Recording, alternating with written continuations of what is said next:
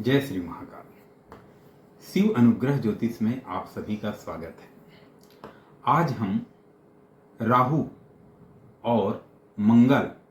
इन दोनों के युति संबंध से बनने वाले अंगारक नामक योग या दोष कहिए, इस विषय पे चर्चा करेंगे। राहु और मंगल की युति जब 12वें भाव में जब किसी भी जातक की कुंडली में बनते हैं तो किस प्रकार से इनसे ये दोष उत्पन्न होता है, इस विषय पे हम आज चर्चा करेंगे। इसी को समझने के लिए हम यहाँ उपस्थित हैं। जैसे कि आप सभी लोग जानते हैं कि राहु राह को रोकने वाला है, राह को बाधित करने वाला है। जैसे नाम से ही स्पष्ट है, राहु राह को बाधित करने वाला, राह को रोकने वाला। उसी प्रकार से मंगल जो है एक अग्नि का कारक तत्व है और मंगल जो है आक्रामकता लाता है और मंगल जो है एक अंगारक दोष बनाता है। तो जब राहु और मंगल की युति जब किसी भी जातक के कुंडली में बनते हैं तो एक प्रकार से इसे अच्छा नहीं माना जाता, अच्छा नहीं कहा जा सकता, क्योंकि राहु और मंगल जो है एक आक्रामकता ला देता है, धैर्य की कमी ला देता है, सहनशीलता की कमी ला देता है, जो कि जीवन में बिल्कुल भी इसे अच्छा नहीं समझा जाता, रिलेशन में बिल्कुल इसे अच्छा नहीं समझा जाता। तो आज हम इसी विषयों पे चर्चा करने के लिए उपस्थित हैं कि जैसे किसी जातक के अगर लग्न में राहु और मंगल विद्यमान हैं तो लग्न में राहु और मंगल की उपस्थिति उस व्यक्ति का, चूंकि अब समझिए लग्न क्या होता है कि व्यक्ति का पर्सनालिटी है, व्यक्तित्व है ना, तो उसकी व्यक्तित्व में जो है एक प्रकार से खराबियां उत्पन्न कर देगी कि जैसे लोग उसको अधीर समझ लेंगे या उसको जो है मतलब सहनशीलता की उसमें कमी रहेगी, उसमें चारित्रिक विशेषताएं मतलब आक्रामकता उसमें रहेंगे, उसके चारित्रिक विशेषता देखा जाए तो आक्रामक रहेंगे, वैसे लोग धैर्यहीन रहेंगे, है ना। तो इस प्रकार से इनके लग्न में जो है ऐसे विद्यमान होने से राहु और मंगल की उपस्थिति एक प्रकार से अंगारक योग बनाते हैं। दूसरा, जब उसी प्रकार से अगर मंगल और राहु की उपस्थिति द्वितीय भाव अर्थात धन भाव में होते हैं तो इसे धन का हानि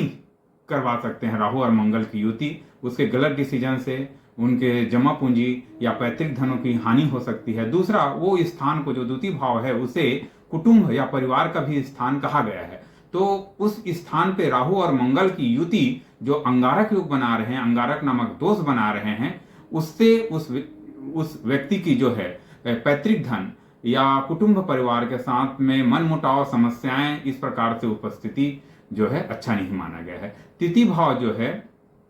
छोटे भाई बहनों का भाव का विचार किया गया है तिथि को, तो यहाँ जो है राहु और मंगल की युति हो जाने से अपने छोटे भाई बहनों से संबंध में खराबियां उत्पन्न होंगी और तृतीय भाव को वाणी का भी कारक माना गया है, वाणी का भी भाव माना गया है। तो इसमें जो है जिस भी जातक के कुंडली के तृतीय भाव में अगर मंगल और राहु की उपस्थिति होते हैं तो वो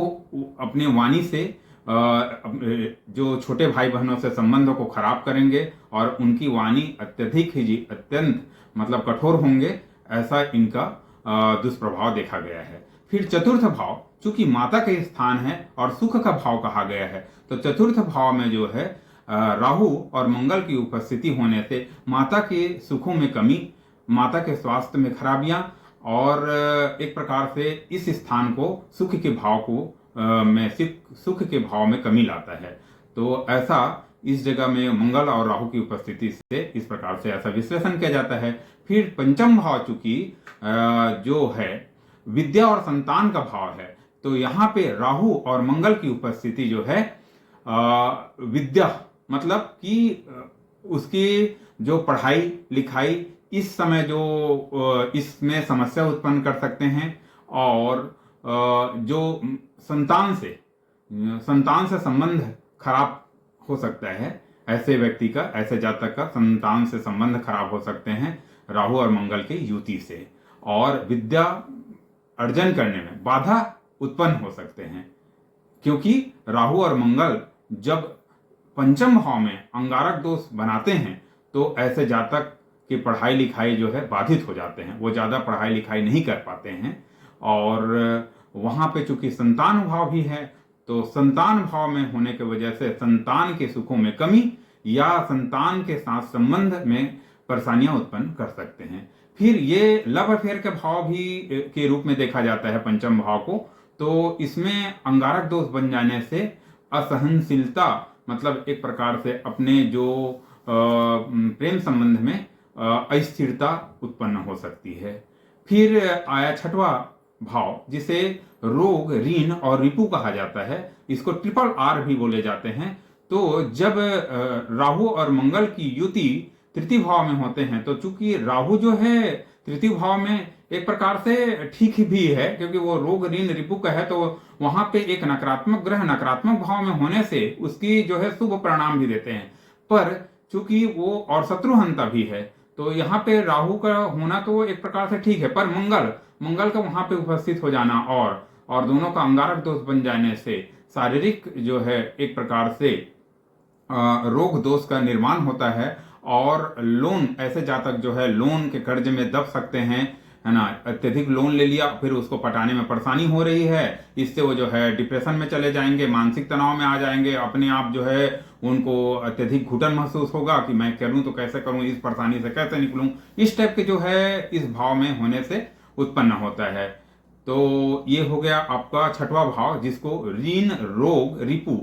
इस प्रकार से इसको देखा जाता है, जिसको ट्रिपल आर कहते हैं। फिर आपका आया इसमें सप्तम भाव। सप्तम भाव को जो है दाम्पत्य का भाव कहा जाता है। तो ये जो है गृहस्थ का भाव है, दाम्पत्य का भाव है, बहुत ही शुभ भाव है। तो इस जगह में राहु और मंगल की युति, चूंकि मंगल यहाँ पे सप्तम में बैठ जाने से जो है मांगलिक हो गए वो जातक, और राहु की उपस्थिति साथ में और अंगारक दोष उत्पन्न कर दिया, और ऐसे जो है इसके जीवन साथी के साथ संबंध में जीवन साथी के साथ जो संबंध है उसमें कमियां, खराबियां उत्पन्न कर देंगे, और दाम्पत्य जीवन इनका जो है अच्छा नहीं कहा जा सकता। दाम्पत्य संबंधी परेशानियां उत्पन्न कर सकते हैं सप्तम भाव के राहु और मंगल की युति से। इस यहाँ पे अंगारक दोष को बिल्कुल ही गलत माना गया है। तो इस प्रकार से इनका सप्तम भाव में मंगल और राहु की युति से अंगारक दोष के परिणाम बनते हैं। फिर अष्टम भाव, चूंकि ये यहाँ पे राहु का पैतृक स्थान बोला गया है अष्टम भाव को, तो अष्टम भाव में राहु का होना वो कि चूंकि उसकी पैतृक स्थान है, वहां तो वो ऑलरेडी जो है वो आयु का भाव है और मृत्यु का भी भाव है ना, और वो रहस्य का भी भाव है। तो रहस्यमयी एक चीजों की ओर ले जाता है राहु जो है, और गूढ़ रहस्य को समझने की विद्या भी प्रदान करते हैं। पर मंगल के वहां उपस्थित हो जाने से इसे भी अंगारक दोष के रूप में देखा गया है और यहाँ पे अच्छा नहीं कहा गया है। फिर धर्म के भाव में मंगल और राहु की उपस्थिति, नवम भाव धर्म के भाव है, वहां चूंकि गुरुदेव बृहस्पति को जो है सबसे शुभ माना गया है, और वहां पे राहु और मंगल की उपस्थिति जो है अंगारक दोष का निर्माण करता है। तो ऐसे जातक धर्म के कार्य से विमुख हो जाते हैं और उच्च शिक्षा से विमुख हो सकते हैं, और वहां पे जो है अंगारक दोष का निर्माण होने से उनका उच्च शिक्षा में बाधा, धर्म के कार्य में बाधा, इस प्रकार से हम इसका विश्लेषण करते हैं। फिर कर्म भाव आ गया, दसम भाव कर्म के स्थान है, पिता का भी स्थान है दसम भाव। तो यहाँ पे राहु और मंगल की युति से जो है कर्म के स्थान को खराब करना, पिता के साथ संबंध को खराब करना, इस प्रकार से हम इसका विश्लेषण करते हैं। 11वां भाव चूंकि आय का स्रोत है, इनकम का स्रोत के रूप में देखा जाता है और लाभ भाव भी कहा जाता है। तो 11वां भाव में राहु और मंगल की युति से जो है इनकम बाधित होते हैं, लाभ जो उनका आ रहा है या उच्च अधिकारियों से अपने संबंध, जिससे उनको इनकम प्राप्त हो रहा था, उनसे अपने संबंध में